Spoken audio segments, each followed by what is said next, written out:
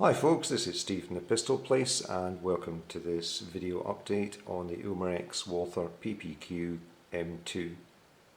I've already done a full review of this pistol on the site and a video review, but sometimes initial impressions can change, and I've now owned it for around 4 months and I wanted to talk about how I feel about it after 4 months of ownership. First thing I'll talk about is that after I posted up the initial reviews, a number of people contacted me to ask about whether this pistol has full auto capability. The answer is no, it doesn't. I think the confusion arises because of a very similar pistol, which is the Smith & Wesson M&P9C, which is also made by VFC. This pistol does have full auto capability. If you look inside the slide, you can see a small switch here, and moving it to the side switches it to full auto. So we have semi-auto, full auto on the cyber gun Smith & Wesson.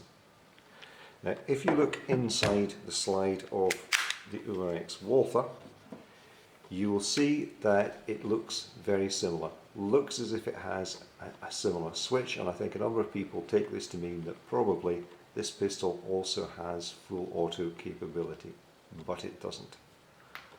On the Walther, this part doesn't move. The pistol can't be switched to full auto, it is semi-auto only. Okay, so update. After 4 months, what do I think about it? I have to say I still like it a lot. And probably in the original review I don't think I spoke enough about the quality of fit and finish in this, particularly the fit of the outer barrel, which is metal, inside the slide, and the fit of the inner barrel in the outer barrel. They all fit really neatly with a minimum movement. The slide doesn't move at all. The barrel fits very nicely in the slide. And I suspect that those are some of the reasons why this pistol is so consistent and so accurate. Also, since the last review, I've seen some people claiming online that there is a tendency for the slide to split on the Walther PPQ. Where some people are saying it splits is here at the front of the ejection port, and certainly you can see that the casting is fairly thin. I guess all I can say is that there are no problems with mine and no sign of wear or anything else. And as you see in the written update, I do know of at least one of these pistols which has fired over 12,000 rounds without any major issues, and certainly without any splitting on the slide. I also spoke about the fact that this pistol was ambidextrous in the original review, which it is, in that the magazine release can be switched to either side, and I originally had it switched around so that I could operate it in my left hand. I've now got it swapped back to the original side. Why? Simply because I can't get used to using it with my left hand. It's great the pistol's ambidextrous, but every other pistol I use, or almost every other pistol I use, I am used to operating the magazine release with my right hand. And that behaviour is now so ingrained that I can't get used to a pistol that's set up for left-hand use. So I've actually swapped it back so that I can use the magazine release with my right hand.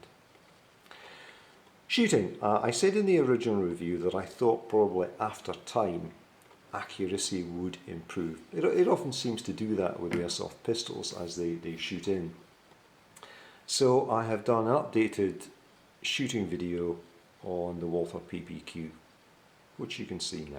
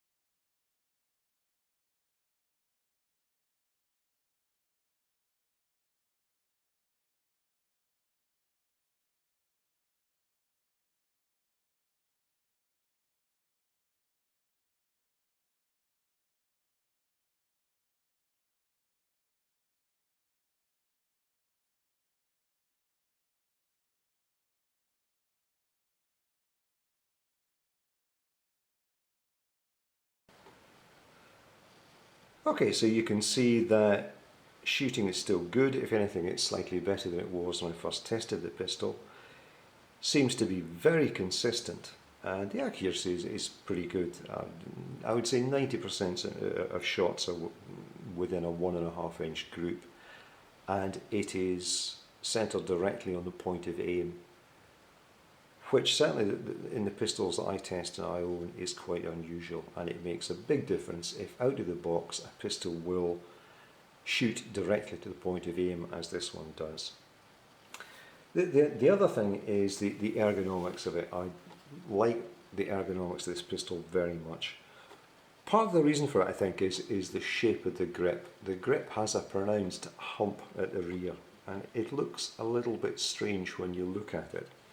But when you grip it, it makes perfect sense, because that part of the grip fits directly into the base of your thumb and gives a very positive, accurate and consistent grip. And again, I'm sure that's a part of what keeps the pistol so consistent and so accurate.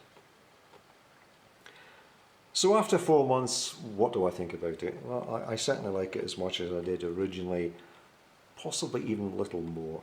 And it's just the consistency and the accuracy of it. This is one pistol that I know I can take out and shoot. It will hit to the point of aim consistently with no fuss, no mucking about. And there are so few pistols, replica pistols, that that's true of. In fact, overall, I'd probably go so far as to say that if I could only keep one of my pistols, this is probably the one I'd keep. Now, that's not the same thing as saying this is the best replica ever, or the best replica even ever that I've owned, but it just does everything so well. It's so easy to use, it's so consistent, seems to be very well made and very well finished. Mine is certainly showing no signs of wear and tear. It's also available for a good price.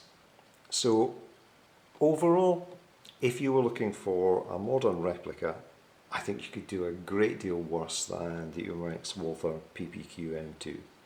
In fact, if you haven't tried it, I would suggest that you might want to try this pistol and see if you like it as much as I do. Okay, thanks for watching, and as ever, you'll find a full written update on pistolplace.com.